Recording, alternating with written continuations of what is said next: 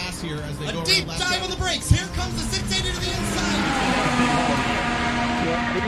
By 7 of a second. I can't believe what we just saw.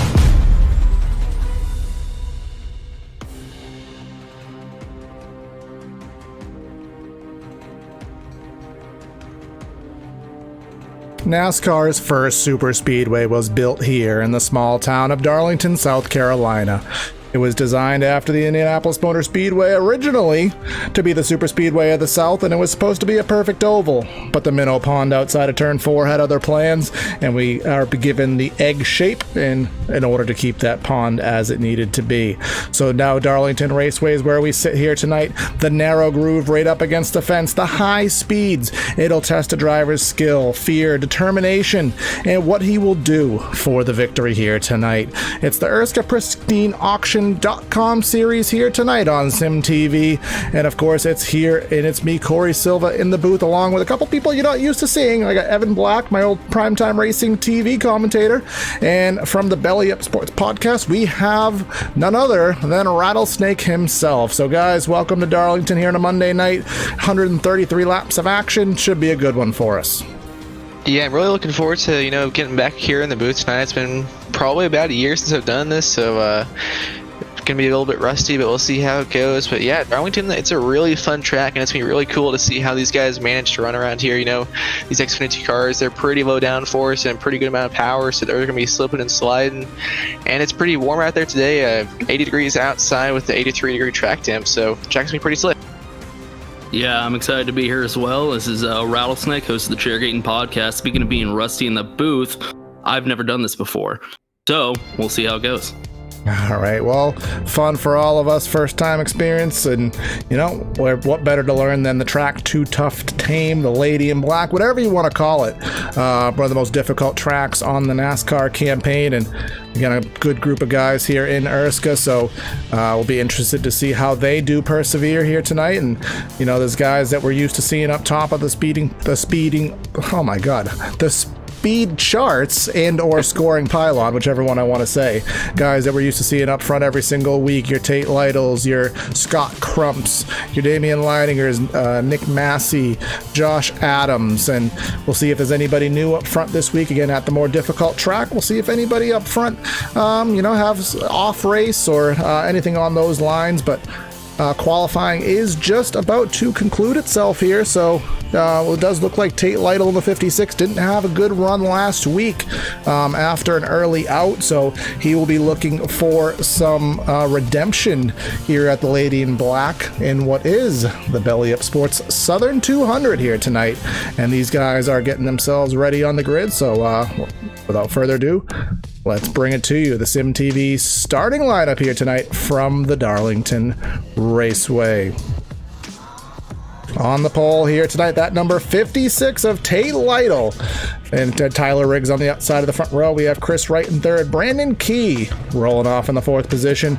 Johnny Thomas, we'll be talking to him when we'll give you a little insight. He's in the fifth spot. Gerald Campbell in sixth. Richard Lafferty and Adam Pettit, seventh and eighth.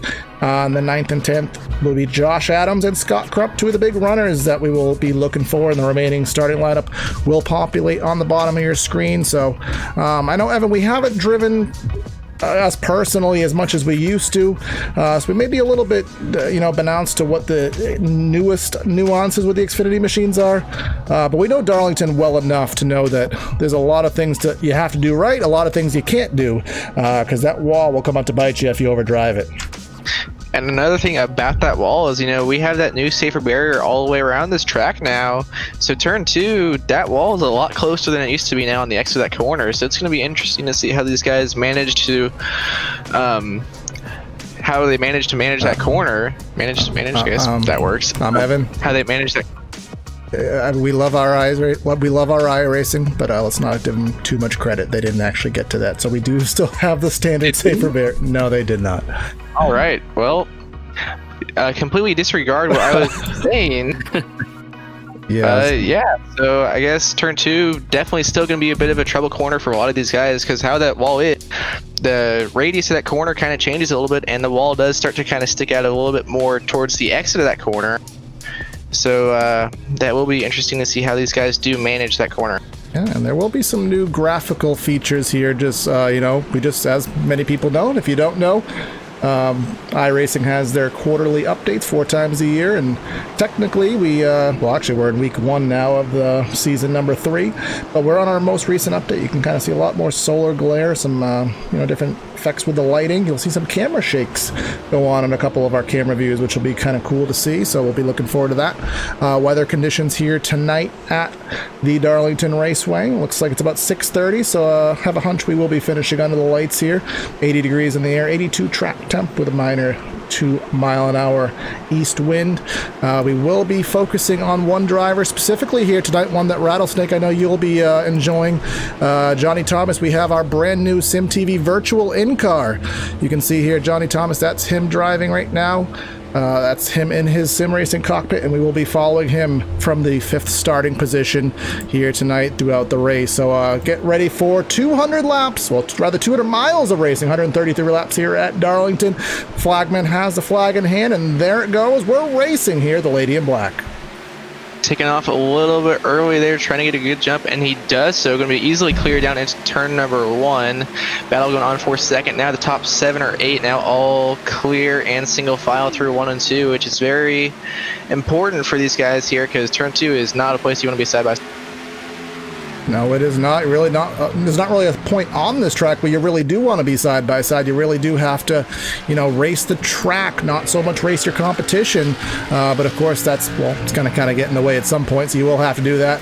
Does look like the majority of the battling still is about 10th place on back. That's the 25 of Marshall Stanley looking to the inside of Nick Massey. Chose not to make that move into corner number 1. That brings Damian Leininger in the 12 machine right to his back bumper. Try to see if he can get that run off of 2. That's where a lot of moves are going to get made, off of 2 down the backstretch, and then try to power on the inside in 3. Damien got a good run out of 2, but not quite enough to be able to get next to him into 3. And 3 and 4, like you were saying, is kind of the best place to pass here.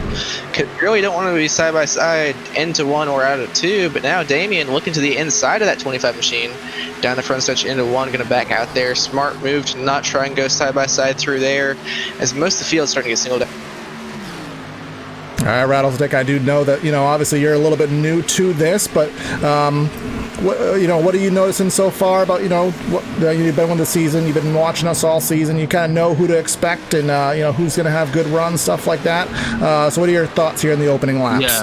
Yeah, absolutely. I'm thinking that Chris Wright in the number 69 Chairgating car, not to be biased, if he's not taken out, I think he's going to be my pick to win this race. He's a very smart driver, really good at knowing when to pit, and yeah, he's my pick. All right, Chris Wright, very good pick. He did actually win a couple weeks ago. The Belly Up Sports Charlotte 300. He found that 69 in victory lane, and not that the sponsor's on this race as well, and that there is any bias, but I'm sure you wouldn't have a problem seeing that car in victory lane here tonight. Yeah, he's riding right there in second now, just behind our leader of Tate Lytle here. He's only about 300 slower than him last lap, so maybe he's just trying to save his tires a little bit. He is a bit early, but here is a battle for third right now. Tyler Riggs and Brandon Key. Brandon Key tried to take a look down into turn 3, couldn't quite get there, but he should have a pretty good run here at 4. And again, the track will be changing here, of course, over the course of 133 laps. And, we will expect the sun to go down, the lights to turn on, which will, cool the track down, give it a little bit more grip, which, here at Darlington, you'll take every amount of grip you can get. And the tires, we do know, will start to decay as the race does go on. Big power move to the inside there. That number 31, the orange machine of Gerald Campbell. He's going to try to clip the apron there in turn number 3. Wash up the track. Got to give some space up there to Brandon Key in the 53.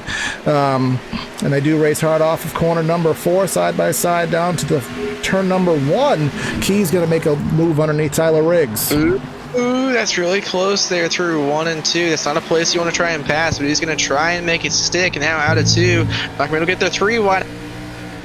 And they're managing it. Remember the 83 machine, our onboard driver here today of Johnny Thomas will take his perspective through this on our new virtual in-car. Kind of take a look at what he's dealing with here at Darlington. Down the front straightaway, you can see the sun just went down over the grandstands, giving him that ability to kind of see what's going on over there. But again, our new feature here, we're he's our guinea pig here as the league admin. So trying to get some more drivers to have these little virtual in-car segments. So again, kind of looking forward to expanding that feature. But yeah, hopefully some better looking drivers in the future. And Roast. is there a Neosporin logo on that car? Because I think you might need that for that burn right there. But again, up front, something that's very easy for us to do as broadcasters is when the leader starts to pull away, it's kind of easy to forget about him. But, you don't want to forget about him. He's doing so well. That's why we're forgetting, because he is so far out there. 1.5 seconds out is Tate Lytle. And, obviously, because I'm the only one of the three that, covers this series, I'm assuming, Rattlesnake, you've been watching it on our streams. But last week at Pocono was not a good race whatsoever for Tate Lytle. He finished 32nd of 32 drivers that took time and, started the race. So that cost him his points lead. He entered that race with about a 13-point lead. Went down all the way to the 4th spot in the standings. So this is a good recovery from him. Of course, 10 laps into Darlington, anything can happen. At about 120, and nearly pancaked the fence there as some smoke off of corner number 4. Yeah, I'm not surprised to see Lytle up front either. I mean, I think he's an incredible driver, and watching the series so far, he obviously had a bad race last week, but, he's definitely one of the best drivers in this league. I was going to say, I saw him actually scrape the wall a couple times. He did there down the front stretch, and then the lap before entering 1. And it looks like him and Chris Wright are kind of starting to match lap times now. So I'm kind of maybe getting concerned as Tate hits the wall once again through 3 and 4, just barely tapping it, not doing any actual damage, but just enough. There really needs to kind of start to watch that. I'm kind of wondering if his tires are maybe starting to fade a little bit, because Chris Wright is starting to catch him. Yes, he is. And I'm sorry, guys, I just have to kind of awe here a little bit. So I do roast iRacing a lot when it comes to graphics, but I will say this new exposure setting, you can kind of see in the background here with the sunset getting a little bit blurry here, as you'd expect with the brightness compounded with the dark area on the track. That does look really, really, really nice. I had to censor myself there. That is a nice looking visual right there. I agree. And look at the sun, bouncing off of the car. So there are things in the sim that still need to get improved, but that most recent build, and we'll try to show off our camera shake here, and I think we have a good shot off of corner number 2 we'll catch here on stream soon enough. But let's try to find something else going on throughout the field right here. Scott Crump, he is moving up through the field. Remember, he started back on the 10th spot. It doesn't take him too long to usually find himself to the front. He's closing in on the back of Gerald Campbell off corner number 4. He's going to try to make an optimistic move into corner number 1. He's going to think better of it and try to see if he can get something off of 2. He had a really good run there down the front stretch, but just not quite enough to get next to him down into 1. I do see a little bit of damage on the right front of that 51 machine, so he's been into the wall or another car at least once tonight. Really good run into 3. They're driving in a little bit deep right to the back bumper through the center. We'll see if he can get a good run off of corner number 4. He's going to, once again, right to the back bumper, a little bit of contact there. Now pulling down to the inside, and the 31 is just going to let him go by. That is Darlington etiquette at its finest. Something you don't see so much anymore. I mean, particularly watching the real-world races. I mean, I know, Rattlesnake, we were talking pre-race. I mean, we're old school. I mean, and we'll put that thought on hold. I saw some incidents going on a little bit further back here. That blue machine of Tyler Riggs was into the fence, and then Tokyo drifts the entry of turn number 3. 50 of Joe Francis down to the apron there. Tokyo Drift, one of the most underrated racing movies of all time. Second best Fast and Furious movie. Nearly some contact with the 50, but rather the 22 into the 26 there. So the 26 is completely out to lunch there. He has to recover, but yes, that is true, Rattlesnake. I think that was about the point in the series where they probably should have stopped. What are we on? Fast and the Furious 75 by now? I mean, come on, guys. So. Something like that. Yeah, give it up. If you do like the jokes and the puns, Rattlesnake will give you that plug here. You have a podcast, and this is who you are. This is what you're about. Give the viewers know as you're a big part of the league. I do have a podcast, the Chairgating Podcast. We cover NASCAR. And Chris Wright, right there, number 2. You're in second place, driving the number 69. That's the podcast car that we have running for my podcast. And yeah, never done commentary on racing before. so I'm probably not good at it. But to be fair, I'm not good at podcasting either, and I've been doing that for 3 years. Well, there's a couple of different aspects to broadcasting. There's, of course, covering the race with as much professionalism and detail as we can, but it also has to be entertaining. So I try to be entertaining. He's right on the backstretch. That's number 3 of Zach Patton. Zach Patton, yes, and a belly-up sports car around. Is that? And that's Johnny Thomas. Johnny. That's not what he wanted to see. He has his feature segment here, with us on our side-by-side. And we'll take a look at it on replay very quickly here. Have it loaded up. And Zach Patton oh my God, those bright yellow roll bars there. He got loose in the center. Scott Crump and Gerald Campbell went by. And then the 95 of Josh Adams, he was trying to give Adams room there. And when he gave Adams room, I mean, he just ran out of it himself, unfortunately. We'll try to get an onboard with Johnny and kind of see his perspective through that. See here. Johnny was just kind of the wrong place, wrong time there. Yeah, there was really nothing. He was completely out of the throttle. There was really nothing he could do there. It is a long for the ride, and I mean, not where we want to kind of be right now, but I mean, that's the nature of it. Sometimes it works out, sometimes it doesn't. We'll see if he could salvage something out of the rest of today's race. But we do have guys on pit road right now. I think it's also hard not to hit that number 3 when it's that bright. I mean, in all jokes aside, as with the sun going down and as bright as it is, with a bright colored car, I mean, it definitely is not going to help causes. I will say, it's kind of a cool paint scheme, though. Like the Yeti, the number 3, that bright yellow. Not against it. Zach Patton was one of our fan favorites here earlier in the season. His crowd has kind of dissipated as the races have gone by. But Zach Patton was the fan favorite every time in chat. We were getting, show Zach. So I think his fan base has fallen off. But we have Robert Hill Jr. leading the race now. He didn't pit along with Brent Jones, and they've just made liars of me, as they will come to pit road on a delayed basis. But that'll give the lead back to Tate Lytle. But let's go back to our in-car driver of Johnny Thomas. We'll see if we can cue him up here. See if Evan and I may be able to kind of give you the keys there to take care of that for us. Potentially. Should have gave you the keys to the various booths beforehand, but yeah, that would require planning.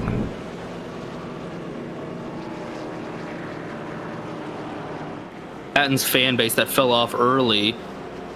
I don't know if he has a large family or a cult following, but I remember if you said anything negative about Patton in the chats in the early stages of this series, it was not good for you. Yeah, it wasn't, and we got yelled at for not showing him enough on air. So exactly. We're gonna get him in here. Johnny Thomas, just kind of giving him a second to catch himself. But yeah, here he is. All right, Johnny. I mean, this isn't how we really wanted to show off our new in-car segment with you. No, it isn't, Corey. I don't know what happened. Yeah, guys that they don't have enough experience, and then they come on a track like Darlington and they can't handle it, and this is just plain ridiculous. Screwed my day. It might have screwed my championship up, at least to get in the chase, and I don't know. I'm pissed off. Yeah, I hear you, brother. I mean, track too tough to tame. It looks like there was really nothing you could do there. But are you able to salvage the evening? Is it totally out to lunch, that 83 machine? Yeah, I think so. It's about 3:30 optional. I guess we're going to see a couple other cautions. We'll see what happens as far as trying to stay on the lead lap here. And just salvage the day, I guess. It's going to be a point day. If we can finish top 20, maybe that'll be a success. But I had a really fast car, at least a top 5 car, I thought, and it's not going to be that way. All right, well, take out to Jimmy Johnson. Happened to him, happens to the best of us, but we'll see what you can get, man, and maybe next week this will work out better for you. Thanks, Corey. I'll see you. All right, so as you can tell, rightfully so, not a happy gentleman right there, but again, we'll see what he can do. I mean, just bringing up our point standings again really quick, trying to reference where he is right now. I do have to kind of sift through here because there's a lot of people on the screen. A lot of people in this league. So, where is Johnny Thomas? He is 7th in the points right now. So he's kind of right there where he, right on the cusp of making it into the playoffs. So not really what he wanted to, because there's a lot of competition behind him. He's 113 points back, but honestly, back to 10th place is only 7 points behind him. So not really a lot of room to, not really a lot of room for him to have bad runs. So have to try to see what he can get with the attrition card, because we still have 110 laps to go, but we are on 1 to green right now. So Tate Lytle will get himself under the inside lane, and we have Chris Wright and the 69 on the outside of the front row. Josh Adams and Nick Massey, talk about them week after week. So they finally got themselves back up front with Damian Leininger, your top 5. Yeah, coming down the backstretch here at Darlington, it's going to be kind of interesting to see if Tate Lytle is going to go as early as he did in the box last time, because now the 69 of Chris Wright might be able to kind of anticipate that a little bit and maybe kind of time it right here. We'll see if he does manage to do that, coming through 3 and 4 now, waiting for that pace truck to drop down to the inside to pit road. There it goes. Now when is Tate Lytle going to decide to go? A bit later in the box this time. Out of 4 now, and there he goes once again. Pretty good jump over that 69 of Chris Wright. There goes Barney waving the flag, green flag back in the air for the first restart of the evening. Lytle, as you said, having got that big jump, but the battle is going to be for second now. I saw some sparks there in the background, but 95 trying to take advantage of the 69 there, but he will get back in line, and watch out, that might be Nick Massey, Rubbins Racing Motorsports drivers, 3rd and 4th. We know they might be teammates, but they don't race each other like it. They race very competitively for these spots. But that 95 still looking at Chris Wright, but it is a lot harder to make moves through 3 and 4, guys. And here comes Massey to the inside. Nope, gonna get back in line now. He was thinking about making a move down into 1. It's not the best spot for that, especially against his teammate here. Everyone up front, kind of all single file now. Top 5 have actually a pretty big breakaway from 6th place Adam, that number 57, who has a lot of right side damage on that car, but he still managed to hang in up there. I'm going to be interested to see if Tate Lytle can get away as far as he did last time, or if maybe Chris Wright will be pushing a little bit harder this run. But only time will tell. Yeah, we really didn't have enough time on the last sequence to, start getting into lap times and, fall off stuff on those lines to see who actually would be the people to, start making those moves. So, and, the comers and goers, as we like to call them. So we really didn't get to figure that out last time. So we'll, depending how long this run goes, we may be able to kind of figure out some of that. But you can kind of see here on our long shots, pretty much every single time we go through a set of corners, there is a significant amount of sparks there coming up as these guys are, hitting that fence. But, Darlington stripe, they call it that for a reason, because you don't want to kill the car, but, a little bit of kiss to that wall, a little bit of kiss, sometimes it actually does you a little bit of good and gives you that little rotation you need. Yeah, so far it seems like Lytle's not really pulling away like he was last time. It seems like Wright's staying fairly consistent behind him, as well as Adams behind Wright. So it seems like they're just staying single file, pretty consistent spacing and timing between them. Yeah, it does seem like they are doing that so far. About 10 laps into this run. So usually it's around 15 laps into a run. I noticed that we start to notice the comers and goers. So at least last time by. We'll see what it is at the stripe this time. Last time by, it was almost a 10th and a half to Tate Lytle in terms of the stopwatch, but this time by, still about half a tenth in the bucket of Tate Lytle, so he is just that little bit faster than Chris Wright. Just going back through the line, he definitely is the fastest one. Lytle, the only one that ran in the 29.8 second barrier last time by, so, and those times will only get faster as the sun goes down and this track cools off even further. Yeah, right now looks like Lytle has the car to beat, but really there's about 5 cars that aren't super far off there. They're all within about just over a second of each other, and we'll see if they can keep it out throughout this entire run, because last time it didn't really take too long before Lytle just kind of pulled away from everyone. Everyone's staying a bit closer here this time. And then once again, a little ways back to 6th place, which is still Adam Patet. Yeah, Adam, that 57. He's someone that we do see up front quite often. Kind of finds himself there at the end of the race, or mid top 10. Joe Francis, another one that, guys, we usually see Joe Francis. I mean, obviously, kind of letting mainly Evan catching it up. But Joe Francis is a guy. He kind of reminds you of Harvick, not so much now because he's up front all the time. But back in the day, Kevin Harvick, he'd be top 10, 8th, 7th, something like that, the majority of the race. And then you just ask yourself, with about 20, 30 laps to go, where did he come from? How did he get in the top 5? That's usually Joe Francis. He'll find himself in the top 5 when it matters, but so no real alarm seeing him in the 9th position if you are a fan of that number 50 machine. Just going through the field, trying to make sure everyone has, their time on the camera. Marshall Stanley in that 25. Thought he was going to close in on Scott Crump there. Crump all the way back in the 16th position. Didn't really see what happened to him there, because remember, he was running the top 5, as I think that was Kyle Lowry in the 2 just ahead of that got into the fence as Tyler Riggs passes him. Yeah, Crump started in 10th, got up to the top 5 now, back in 16th, but he is starting to kind of make his way forward here underneath the 2. See if you can make that pass work. It's almost contact in front with a few other cars. But yeah, Crump will make that pass work through 1 and 2 up to 15th now. And we'll see if he can continue his way forward. That was Richard Lafferty in the number 8 machine trying to get by Chuck Sweeting there in the 27. Kind of backfired on him. I always forget Chuck Sweeting is a guy that we've covered, Evan, for years and years, and he's been in this league for quite some time. And I always get surprised when I see him on the scoring sheet, because he's just very quiet in his runs. But he's doing good right now, trying to get himself into the top 10. Only has a couple spots further before he gets there. Brandon Key in that bright number 53 machine just in front of him, and then Zishan Dura ahead of both of them, who is the last. Well, he's in the 10th position at the moment. So for you Johnny Thomas fans, he is still running on the lead lap. He's in the 25th position. Remember our virtual in-car driver, and he's running roughly 7/10 off of the leaders right now, but he's still running a comparable pace to probably still get about a top 17, top 20-ish out of this. So still a lot of repairs to be done to him, but not totally over. Yeah, some pretty major damage, especially to the rear of that car. So pretty impressive. He is still managing this pace, which, like you said, it's pretty solid. Should be able to give him a solid top 20 at least.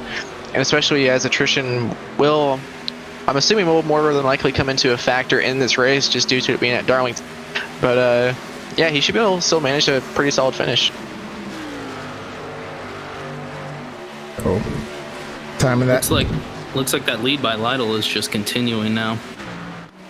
Yeah, we kind of were. Nick Massey going into 2nd there, and Josh Adams at the 3rd. Chris Wright now back to 5th. Yeah, in that 69. We were talking a little bit earlier about, is that 15, that 15 lap run or so? That's usually when you start to see the comers and goers. Well, I think there's not so much going to be a goer when it relates to the 56, as we did see the 95 scrape the fence there a little bit through 1 and 2, kind of closed Damian Leininger and Chris Wright back to the back bumper for the battle for 3rd. But again, just referencing the lap times right now, it was a 30:92 for Lytle last time by. He's just about to cross the stripe, so let's just get a up-to-date total. 30:87. And Nick Massey, a 31:10. So that was 3/10 in the bank for Tate Lytle there. I'm assuming there was some kind of wall contact or a hard lift out of the throttle for the 48, because that was a huge variance.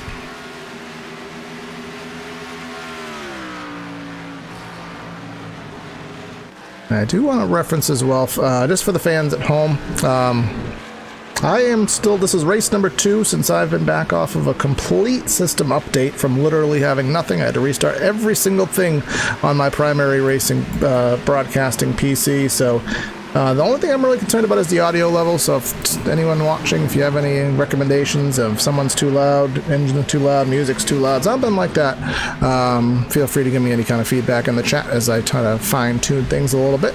But we do have Joe Francis in the 50, looking to the outside of the 22 of Kenny Lowry, entering 3. Lowry all the way down there in the apron. I think he's just trying to get out of the way of the 50 machine, moves that number 50 into the 7th position here as we take lap number 41. Yeah, Francis has been running some pretty comparable lap times to the guys in front of him, so I think we'll see him maybe start to catch up to them just a little. As the number 4, Vincent there, he's been actually running some pretty decent laps. He was actually faster than our leader a couple of times. Last time by, he was a little bit off pace, but I think it's because he's starting to kind of catch up to the guys in front of him here. So that's slowing him down a little bit. But once he gets by them, I wouldn't be surprised if we see him start to catch up to Tatum. Yeah, he has, a couple drivers rating his windshield right now. That's Chris Wright in the 69. It's also Josh Adams in the 95. Again, Josh Adams, someone that we're not usually watching him fall back. Usually he is, on the charge or maintaining, but looks like Josh Adams may be kind of holding these guys up a little bit. And look at to the outside is Isabella off of 4. That is a really good move there to set himself up for that, and the 69 just backs out of it. That is a pass you don't see very often here at Darlington, around the outside through 3 and 4. Like, he was not there entering the corner and just kind of drove up to his outside through the center. That's really impressive. And here out of 2, once again getting a run on that 95 of Adams. Not going to be able to get next to him through 3 and 4. And Adams blocking that outside there. Yeah, again, this is where the patience comes in from a lot of these guys. As just scrolling up a little bit, we do have a battle change for the second position. Give it to Damian Leininger. He's going to take his shot with the second position. Now this is 3.5 seconds behind Tate Lytle. So whether he can, etch himself into that at all is to be determined. But keeping an eye on that as we, in the next closest battle on the track is this battle for fourth, fifth, and sixth, excuse me. And we do have, again, Joe Francis closing in on this. Talked about Joe Francis and his style coming in later in the run. Has a very good opportunity to get himself into the mid-top 5 here if he can get through these drivers one by one. Yeah, Coulton's quicker than the guys in front of him, and you can see that massive run he gets out of turn 2 and down the backstretch. Really closing in on Chris Wright down into turn 3. We'll see if he can get just a little bit closer, and he just has way more tire grip right now. I've seen he was kind of saving his tires towards the beginning of that run, and he just gained so much on through the center and on exit. You can just hear the throttle control as he goes through 3 and 4 here. We'll pull up the onboard and hear the RPMs. See, he's down to about 145 miles an hour, about 67 RPM, 6,700. Kind of guns it in the middle a little bit. Kind of has to breathe it a little bit off, but he was able to hold more throttle than Chris Wright there. Now, is he going to make that dive? Nope, he's going to stay in line. Going to get all the way down to about 122 miles an hour. That's slower than even I remember running here at Darlington. So the tire wear is definitely coming into play, but there he is for a lap around Darlington on 26 lap old tires. Really not much grip out there right now. Everyone would love just for a caution here, get some fresh tires, but probably going to go green for a little while here now, getting towards the middle portion of this race. Yeah, let's take a look at the, we'll kind of reference the fall off. And Evan, I know you have the timing scoring up. It's a 29:56. Was the best lap for Tate Lytle. His last lap was a 31.8. That's 2.3 seconds of fall off. I don't recall seeing fall off like that on iRacing in years. So definitely it is a handful out there. Kind of makes me wish I was out there and seeing how these cars drive here tonight. But they will be dealing with that battle going on well back in the field. Brian Dorsey and Kyle Lowry exchange in that 18th position. Just behind Isabella's been really impressing me. Watch him. He was behind Chris Wright not too long ago, and I think he just overtook for third now. He just got by Massey down there into turn 1, up to third, and he's on a run. He ran some pretty comparable lap times to our leader. Actually, a little bit faster, I do. And look at Joe Francis, guys. He's closed in on the back of Josh Adams. And then again, that's to get in the top 5. Somebody kicking some sparks up there off of the center 3 and 4. But this is Joe Francis trying to get in that 5th position. Now, is Josh Adams going to fight it, or is he going to say, just go, we don't need to wreck ourselves trying to, fight for position on these extremely old tires? Isabella, he started back in the 22nd position, now up to third. closing in 2/10 faster than second place of Damien there, at number 12. And then once again, about another 2/10 quicker than our leader. So Vincent is definitely coming. Yeah, and that is Joe Francis getting into 5th position right now. So move Josh Adams back down to 6th. But the battle up front, or the lack thereof, battle up front is 31-7 for your leader. And Damian Leidinger in the 2nd with a 32 flat. And then it was, as you guys mentioned, a 31.5 for Isabella. So that's 2/10. Now, is that a fluke, or is he sustaining that? We'll take a look at, as the times cross for lap number 50, as this race is starting to fly by. Yeah, I've been watching his laps the last couple of times, and he's been consistently. Francis up to 4th. Sorry to cut you off, Evan. Yeah, he's been consistently at least 2 or 3 tenths quicker each lap, and that lap he was about 3 tenths faster. So he's definitely gonna be able to keep that pace up. He's already chopped that lead in about 6 tenths off since he got up to 3rd. Now, one thing again to reference about, kind of educating you, Evan, on how this ERSCA PristineAuction.com series works, where we do have an 80% fuel limit here. So these cars are restricted with the amount of fuel that they can carry at one given moment. So typically at Darlington, I'm going to say a fuel load lasts roughly 60 to 70 laps. Oh, Vincent just hit the wall there out of 2 pretty hard. And that's going to give the 12 a chance. Second. That gives Leininger a chance, but the 4 is going to try to sail it on the outside and try to hold on to that 2nd position. All this has cost them about a second from where they were prior to that incident. Wow, he kept that position. That's impressive. But as I was guesstimating, 80% fuel load, I'm going to roughly guesstimate that we're about 50 laps. I think would be a safe fuel estimate, and I do think you'll probably want to run the tank out dry with as many laps as we have left. So that being said, pit stops could be within about 15 to 20 laps. Again, could be wrong, probably am, but that's at least where I believe it to be. Yeah, pit start error went very well for Corey or me, so don't listen to. Yeah, the amount of races I have lost because of pit strategy, whether it's that caution and you pit and everybody else Corey, stays out. All of those on this broadcast. You can't list all of them. Yeah, I'm not even just saying from a broadcast, as from a driver. I screw up strategy as a driver. I screw it up as a broadcaster. So fun fact: I've actually never lost a single race in iRacing. Let me take a stab at this. Let me take a stab at this. How many races have you run? See, I don't have to give you all my secrets, all my information. I've never lost. That's the only thing people need to know. That is a fact. Someone in the fence there, Chris Wright. I think the karma of telling a joke goes to bite back you. Rattlestick there. He hits the fence off of 2. And Chuck Sweeting in the fence. We got some oil on the track or something. Everyone's in the wall there, but that moves Sweeting up to 8th. And Chris Wright, the 69, back to the 9th spot. Yeah, I'm going to be having a text message conversation with him here in a minute. Not while he's driving, because that's not going to make matters any better.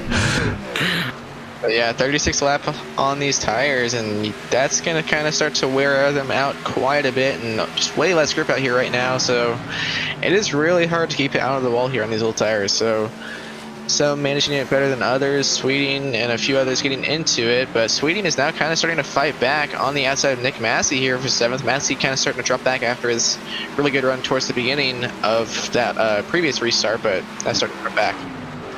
Yeah, and it does look like there may be a change of position with Scott Crump trying to get by Josh Adams, moving him back to the 6th position. He was in 5th, dropped back to 6th, got back 5th, and it does look like 6th may be where he is destined to be.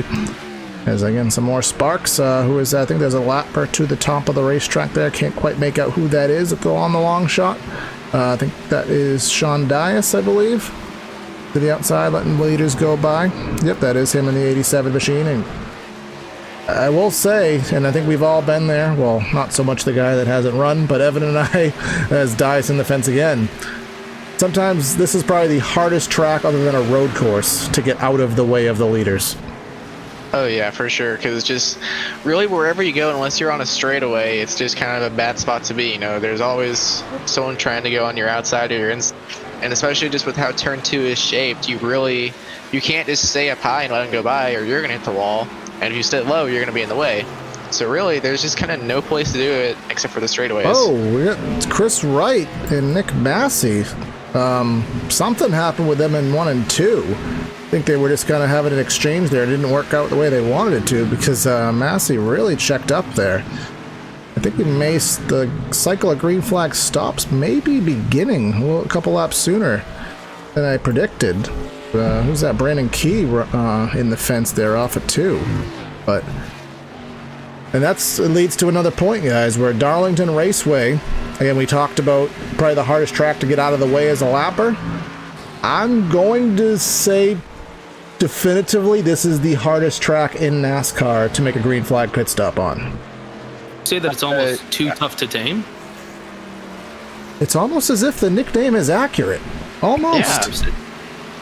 Who would have thought? I mean, is there a track too tough to tame? Is there a track that's too easy to tame? Or actually, I guess that wouldn't work. Too easy to tame? All right. We tried.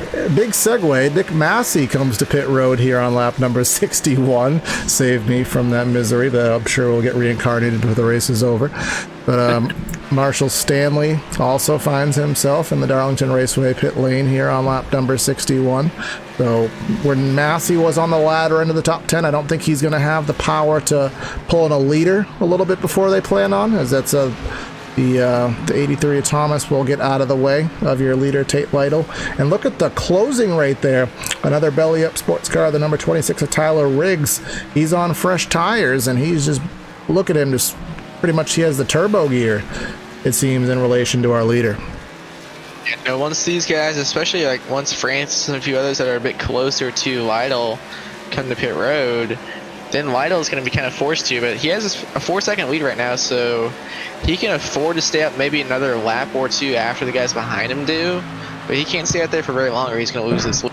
Chuck Sweeting moving up another position. He's up to the 6th spot, just past the number 95 machine of Josh Adams, closing in on the back of Scott Crump. So, again, a lot of guys. Whoa, Crump hard in the fence off of 2.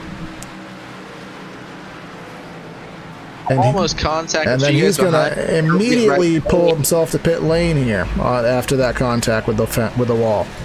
Yeah, he kind of wants some new tires there after that. Yeah, I mean, best time to pit is after you screwed up. So there he goes, and kind of quietly. I mean, we brought up Joe Francis moving up through the field methodically. He has gotten himself to second, past Leininger and Isabella.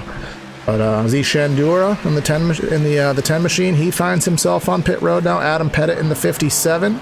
Brandon Key.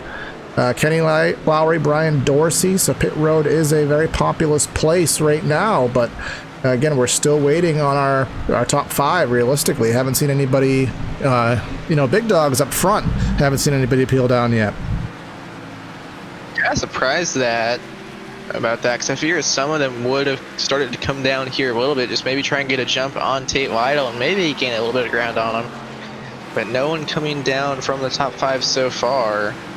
We'll see how long until guys do start to come down, but see here from the Sim TV blimp shot of Darlington Raceway. The lights are on, the glare is gone because we are racing under the lights here at Darlington Raceway for the ERSCA PristineAuction.com series, as Johnny Thomas will put himself onto pit lane here. Found himself in a 13th position due to pit road scoring that will even out to roughly about the 20th spot or so once we get back situated. Yeah, he has gained a few spots from where he was last time we talked about him, so he's continuing to work his way back up forwards, but not going to be able to get super far because of all that damage, but hopefully we can see him get up there, maybe top 15 or so, and salvage a decent run out of it. And I'm still surprised none of the top 5 have come down pit road yet. I figured at least, one of them would have tried to get a jump on him, but no one so far. Yeah, it is kind of surprising that is the case, and it almost makes me wonder, just kind of looking at it from a distance, it almost makes me feel like there's a caution out because it's just the pace has slowed down so much that it almost literally feels like there's a caution out, but no, we've just slowed down that much. These guys, Tate Lytle specifically, he has slowed down almost 3 seconds from his original best lap of the race. Yeah, then everyone else that's out there is running at least 2.5 seconds or so faster than him. So they're gonna be gaining a lot of time, but they're also wearing their tires out. So once Lytle does come down pit road, as Damian Leininger is coming down pit road now, first one of the top 5 to come down. Yep, there he comes on lap number 70. Well, soon to be lap number 70, and that will likely pull some of the top 5 in this next time by. We'll see if Lytle will choose to. I mean, he kind of has position to make these kind of moves. He's up by 3 seconds on Joe Francis. Francis is coming, especially with that significant traffic that the 56 is dealing with. Looks like the rest of the top 5 is staying out for right now, but I can't imagine them staying out much longer now that the 12 has come down pit road and is getting new tires.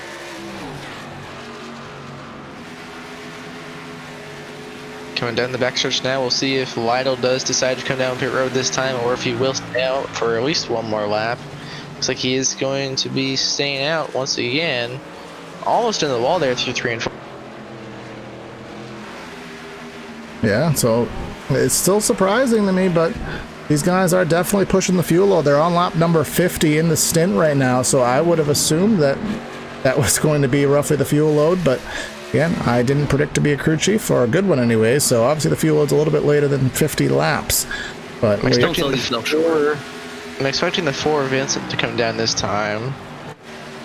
We'll see if he does choose to do so, as well as Kyle Lowry in front of him, almost spinning out on the pit road. Like you're saying about how tough it is, Isabel actually did not come down that time. He announced on the radio he was. I don't know if he missed it or just chose to wait another lap. yeah, that does happen quite often here at Darlington, where you will miss the entry to pit road just because of how difficult it is. You have to almost peel off the pit lane. You can't really peel off at the center of 3 and 4. You almost have to commit to it on the back straightaway, or hit the wall there on the back straightaway, and that'll pull you down the pit road, at least for Vincent Isabella in the 4 machine. To help it slow him down just a little bit to get down the pit road. And As well, Francis coming down and Lytle all coming down at the same time. yep, so this puts us at a point, guys, where it's 60 laps to go this time by. So 60 laps to go. We've just ran 53. We're not done yet with pit stops. If this does go green all the way, it's either going to be split the difference or do a splash and go. But here comes the 27, and you can see the kind of the puffs of dust there. Is Sweden, you got to get that thing low down, brother. He barely gonna make it. Yeah, he got that thing low down at the very last second, but you saw the dust kick up there just because of how dirty it is down there on the apron. There is no grip. We don't run down there, obviously, so you run down there on the dust. It is going to be a little bit more slick, on top of being on old tires, on top of trying to get as much as you can get out of it. And what do you think of Adams and Wright still staying out? Here comes Adams this time by. There we go. Right down this time. He is, but he's going to be really close to making it on the pit road. Really good job from right there. He used all the real estate out there. Yeah, and he made it down with no speeding penalties or anything. And he gained on the 95 there on the entry of it. But to answer your question, Rattlesnake, I personally, if you're going to stretch it that far, I would at least hope there's going to be an advantage to it at some point in the run or on the next run. Right. If you can't, I mean, right now we're on 58 to go. If you know you can run 58 laps, Patrick Gaspar still on the track now. If he can run 58 laps, it's a good move. But Agreed. if you can't run 58 laps, well, which obviously he can't because here he goes, then there's really no purpose to staying out unless you're trying to play for the caution card and catch people a couple laps down. We really are interested to see who does end up coming out as the leader here. Looks like right now it could be Nick Massey. Yeah, right now Nick Massey and Scott Crump battling for the lead down through 1 and 2. We'll see how long they can hold on to that. As it looks like Tate Lytle now back in 6th position, but he's on a little bit fresher tires than all 5 of those drivers in front of him. So I'll be really interested to see if he can make his way up there, and if he does, how quick. And as you pull up, as you look on the tower ticker on the left side of your display, you can see that Tate Lytle is about 9 seconds back, and that is all due to the stint length, which I think we have a graphic for. Perhaps we do. Oh, it's an individual driver graphic. Okay, good enough. So yeah, Scott Crump, he's been out for 13 laps. Nick Massey, he's been out for 16 laps, so that would explain why Crump was able to pass him. We have Adam Pettit 14 laps. Damian Leininger 8. Now we're getting on fresh tires. Freshest of the top 5. 4-lap old tires coming to be 5. So he has 13 laps fresher tires than Massey, 10-lap fresher tires than Crump, and we saw how ridiculous that fall off is. So obviously that is going to come into play in that 9 seconds we talked about 35 seconds ago. It's already down to 7.2 and going down quickly. Yeah, I mean, you saw the difference between Massey and Crump there, which is 3-lap difference on those guys' tires. And then add another 10 or 12 laps from Lytle to Crump and Massey. That's going to be a pretty major difference, like you were saying. So I don't think it's going to be too long before Tate gets right back up there. I think it'll be interesting to see if those extra 2 laps from Wright and Adams actually makes up any difference. Make a pass on the 12 for the number 4th position, and it's going to do so through 1 and 2. Slide up right in front of him.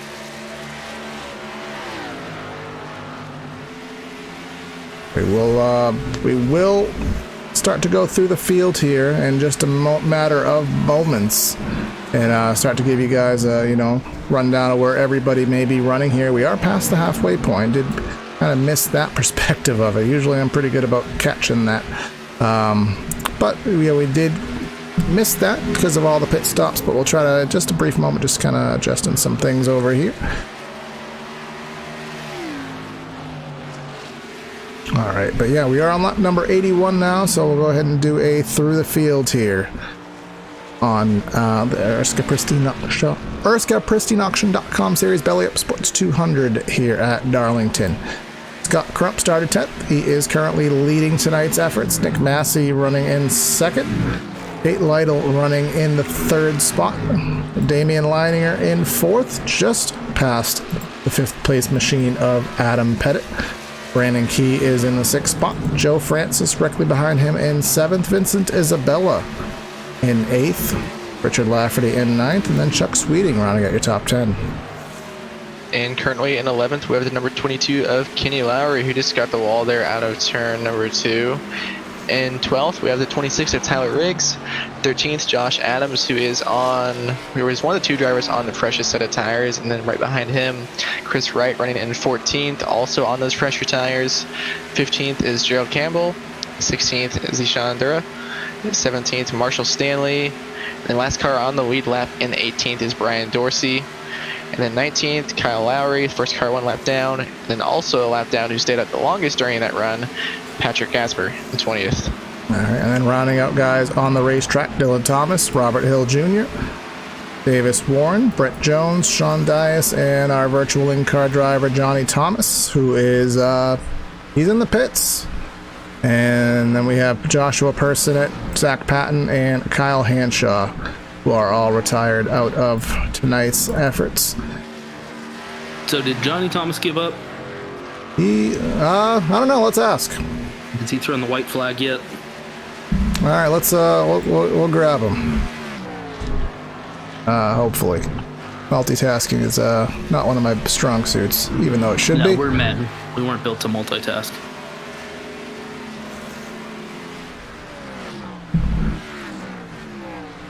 All right, Johnny Rattlesnake had a couple questions for you.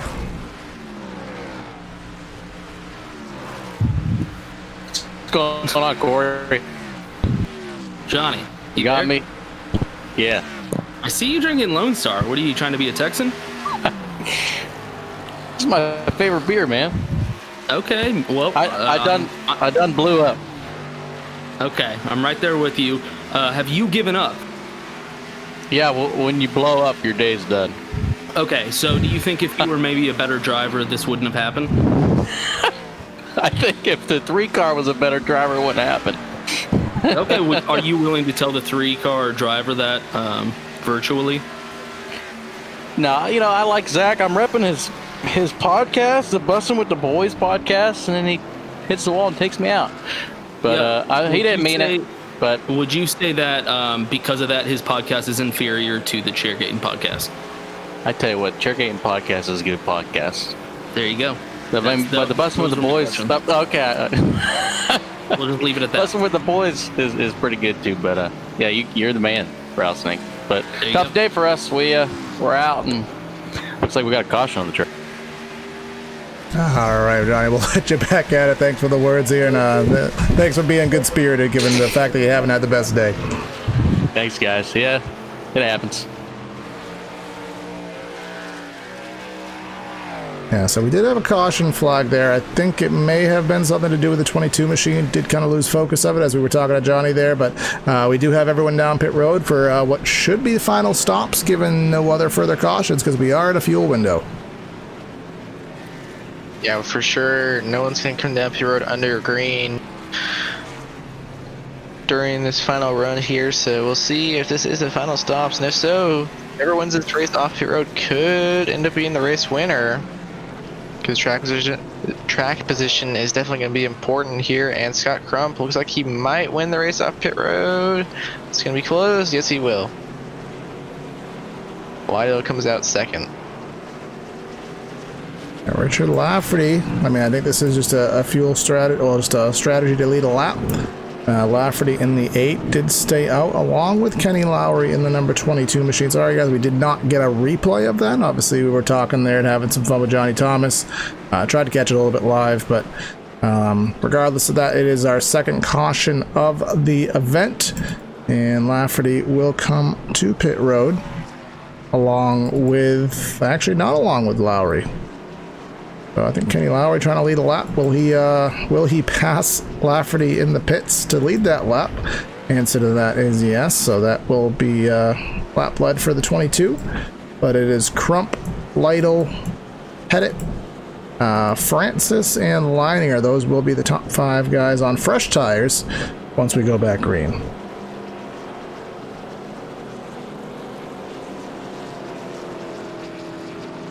Yeah, you're going to have just over 40 laps to go here once we go back to green.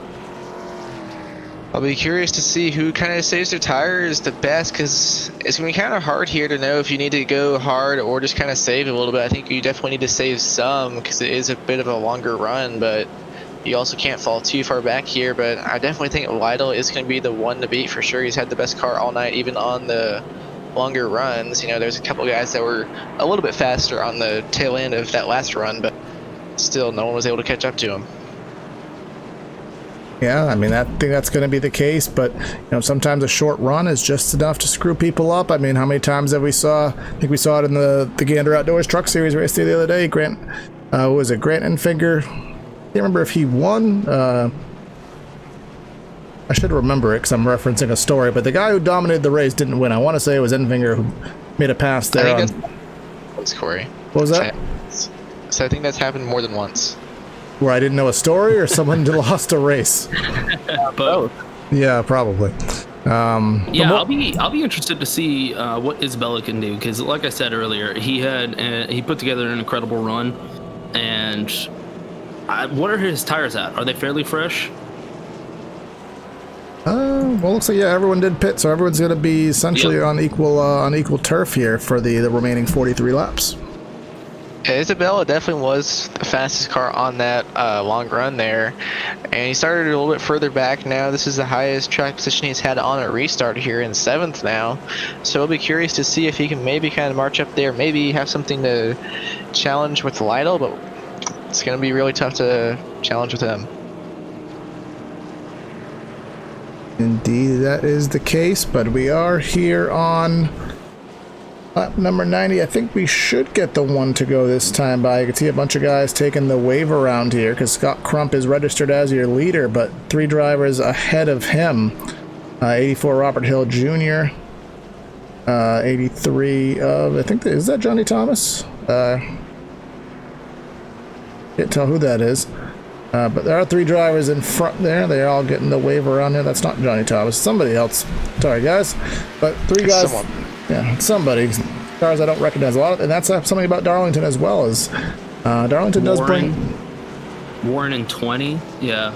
He's, he has an IPA as his paint scheme, and everybody knows those are disgusting, so I don't see him standing a chance here. Oh, I mean, I'm a little girl when it comes to beer, so I'm not really an IPA guy myself. Exactly. But Nobody likes it. Let's just all be honest. Can we all just openly admit and be honest? We just try to pretend like we like it to try to seem like cool.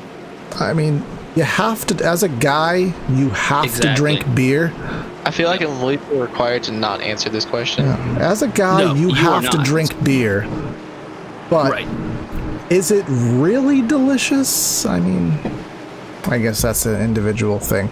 That's an individual that's, open for debate. Yes, but not right now because Pace Truck is in. Crump in that 51.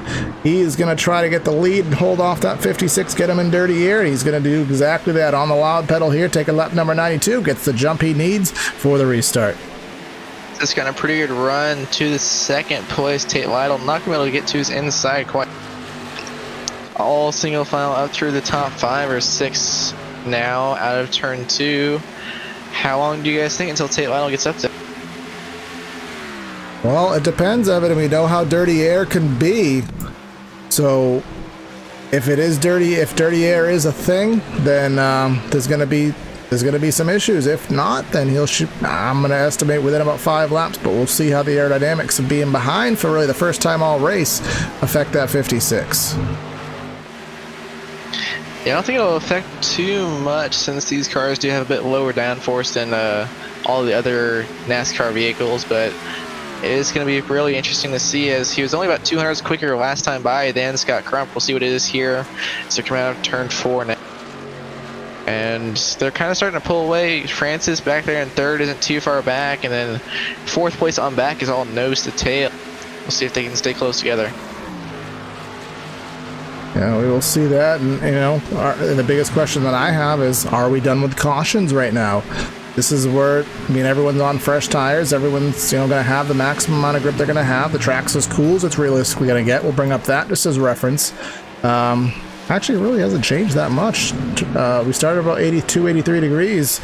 Track temp has stayed the same, so something that iRacing does actually model is as the track does take heat over the course of an evening, that heat, goes into the surface, and then as it cools off, that surface heat comes back up. So the track, it's actually going to hold heat for a lot longer than you'd expect it to. And also these cars are out there putting more heat into the track as they run. So, but now Tate Lytle, he's starting to close in just a little bit. He was about a 10th quicker last time by. We'll see what it is here at the stripe, and actually 4,000 slower for Tate Lytle. So pretty much the exact same lap time, but slightly in favor of our leader, Scott Crump. Yeah, but now it's a half second, but again, is that clean air going to be what it's, is that going to be the defining factor? Is Tate Lytle, kind of not give one away, but kind of have it taken away from him? Things you kind of wonder here, but this pack that we've been talking about 5th, look at it, really, 4th, and you can go back all the way on the long shot, almost go back about 15 positions there, all just nose to tail as we do close in on the century mark in terms of laps here, closing on lap number 100. So if there's going to be any incidents, I'm going to take a gandering as it's going to be in this battle right here. 12 machine of Damian Leininger looking to the inside of his Isabella there. Isabella shut the door but had to open it because the 12 was there. They go door to door off of 4, but the momentum should work in the favor of the 4. But now Josh Adams is going to try to get it to the outside. That may be a side-by-side battle into 1. Adams going to clear down into turn 1. Damian's going to let him go by. Now Chuck Sweeting trying to get by that number 12 machine attitude. Not going to be able to get up there quite. As Josh Adams now looking to the inside of Vincent and Isabella. I'm not sure if he's going to be able to get down there into 3. He's going to try. Now looking to the outside, but he's going to stay in line 4 now. Doesn't quite have enough of a run. Maybe he will here out of 4 down the front stretch. He's got a run. Is he going to take a look? He is. Side by side down into 1. Yeah, oh, some contact there with the 95 as he did get by the 4 there. Just kind of snuck by. Now lining or closing in, Chuck Sweeting and company, and not missing anything up front. That battle still is roughly about half a second between Lytle and Crump as that 57 does power underneath the 50. The 50 loses a couple spots there. 95 loses it to the 56 and the 57, or rather the 57 and 95, excuse me. Out of 2. Looks like he just got down on the apron out of 2 and had to really get out of the throttle, and that just lost him a few spots there. Yeah, Adam's on a great run here. My only concern is we've seen how much clean air is actually helping these cars. Yeah, because, you know, we saw Lytle pull away from literally everyone out there when he had clean air, and now he's running equal pace to our leader, if not a little bit slower. So I don't know if maybe he's just trying to save his tires a little bit better this run because he knows he has a fast car, or if it is that dirty. Yeah, so that half-second gap, guys, you know, we talked about clean air and how important it is. It's not going down quickly, but it is going down a half-second, going down to just under 4/10 right now. 32 laps to go is a ton of time. If you're Scott Crump, you probably wish it was 10 laps, even if it was 10 laps. I'm not sure if he would be able to hang on. But look at the gap they've put over third place of the 95 of Josh Adams. These guys have put 2 seconds between themselves. Just the variance in speed, the variance in talent, not talent, but you know, just the ability to wheel these things around Darlington's rather large tonight. Last time by, fastest car on track was Josh Adams, though. So we'll see if he can continue to keep that up. He was 2/10 quicker than Lytle and about a tenth and a half quicker than Scott Crump. So we'll see what it is here this time by if he can keep that up. It's like he gained another tenth or so that time. Yeah, 30-45, and the top 2 were both in the 5s or the 6s. Lytle actually the slowest of the top 5. Ironically enough, last time by, so interesting to see if that does continue, and just kind of going down through the field a little bit, seeing if there's other battles on track that we, you know, guys later in the field. 9 and the 26 battling, that's Dorsey and Riggs, so move the 9 up 1 position there. Again, these guys in the mid-teens, but still putting on some good efforts here, running some hard, clean laps. Nick Massey, again, surprise guys, because Nick Massey, again, he's a guy that is usually going for the wins in these races, but he's finding himself here, just not even in the top 10, and that 11th spot just on the outside cusp. Yeah, that is interesting. We are used to Massey running up front for anybody that's been watching this series. Yeah, Massey just knocking on the back door of that top 10 now, behind that 31. Thought he was going to maybe try and make a move down there into turn 1, but not quite, and caution.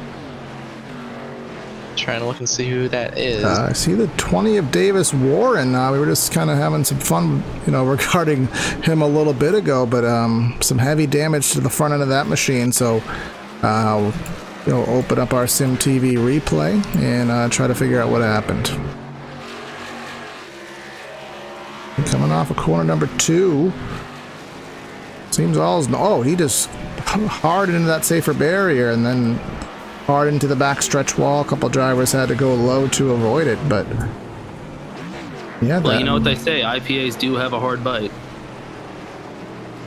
It's when a pun actually works out. If you have that, like I would use it now if you have that sound bite. All right, I will have to cue that one up to have on standby next time, but so we have what will be a set of pit stops here. These guys were about 20 laps into their run, and they will have to pit one more time for those fresh tires. So we will talk about something that may be changing next season in this series, which next season is going to be at quite a long time, but the next iteration of ERSCA. Some interesting changes that may happen, but we do have them down pit road for the moment. This could be the pit stop for the win. So that 51 is going to make sure he gets in the box nice and smooth. Don't overshoot it. Get in right as you need to, and then pray that that pit crew does what it needs to do.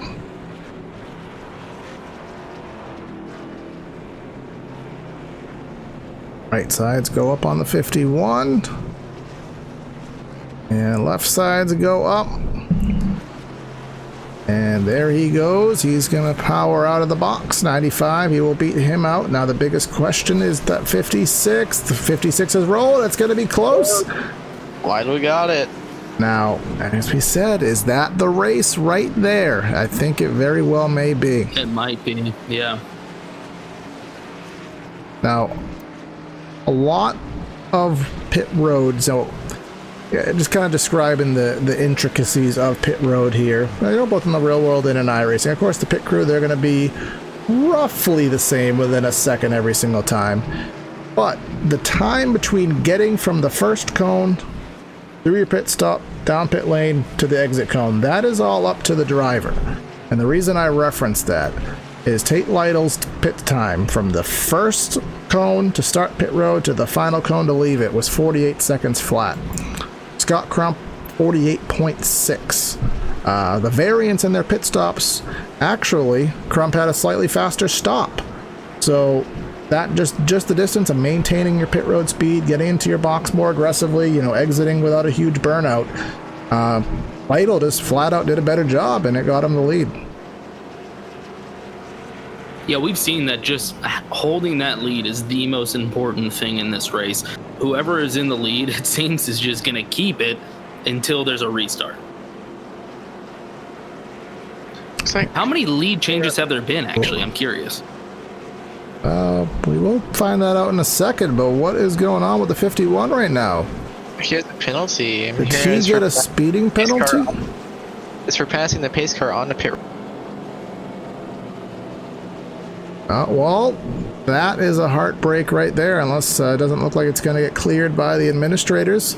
So they're deeming it to be a legitimate penalty, whatever was dealt to the 51. And if it was passing the pace car, that is something that can happen here at Darlington, because when you enter the pit road, you are taking a significantly shorter distance around the racetrack compared to what the pace car is doing all the way at the top. So when you take that hard left, you do have to reference that you still are behind the pace car, even when you are all the way down there against the inside wall entering the pits. Obviously, the 51 didn't do that as good as he needed to, and fortunately, it's going to cost him a win.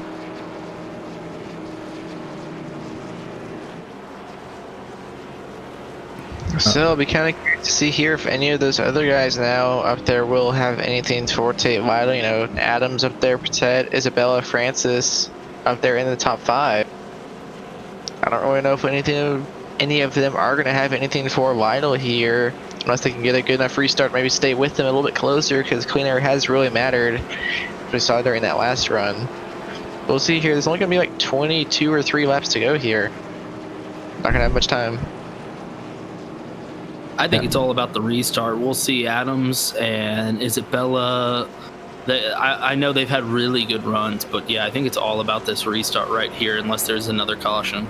Yeah, it really is going to be, and I just don't see it out of the... I mean, with all respect to everybody, Francis, he's good later in the run. Isabella, he's good later in the run. We haven't really seen that speed to go out there and get the win from the 57 or the 95, so... I mean, assuming that the 56 does everything he needs to do, and we don't have another random caution that throws off the strategy, I think it's Lytle has it in the bag, but, we've seen stranger things happen. But what I was alluding to earlier in the pit road about things that may be changing, people who may be new to iRacing, we finally got pit road tire limits. So it is now a choice by league administrators or iRacing themselves as to how many sets of tires you can change over the course of a race. Right now it's unlimited, but that late next season may be getting a cap on it. So if it's 2-3 sets for the whole race, you do have to maintenance that and manage it appropriately, which will be an interesting dynamic. But as it is now, those guys have tires up the gazoo, so they can do whatever they want with it. So if there's another caution, probably be down pit road. But here we come off of 3 and 4. Getting ready for 22 laps to go this time by. Pace truck is in. Lytle has the power to go as he chooses. He will go very early in the zone as we take the next restart. Pretty decent jump there by Josh Adams. Not quite going to stay side by side, but only about 2 car lengths back into turn number 1. We'll see if he can close in. He does a little bit through 1 and 2. Once again, top 5, 6, 7 now all kind of single file. And caution. Oh, well. That might be Chris Wright. Trying to figure out where it was here. Did you just get loose? What was awesome. that? Looks like Wright had some contact from behind from the 51. We'll go back on the replay and try to figure out what happened.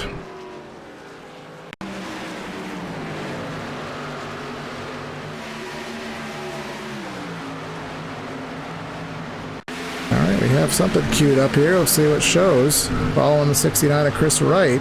They were side by side in front of him. He got there was a big checkup there, and the 51 just wasn't ready for the checkup. Got him in the left rear. Nice slow spin. Not really much damage. Just a loss of track position. I do want to emphasize that I said either Chris Wright wins this race or he gets taken out. So, although he technically probably didn't have a chance to win the race, he was run into. So I think I was still right. You have to explain it. Probably not. That's how I've always been told. Like, you know, if a joke is funny, you shouldn't have to explain it. Yeah, but if you're more intelligent than everyone else, then usually you're caught explaining yourself more often. That is a good way to spin it, Evan. Yeah, that is a good way to spin it.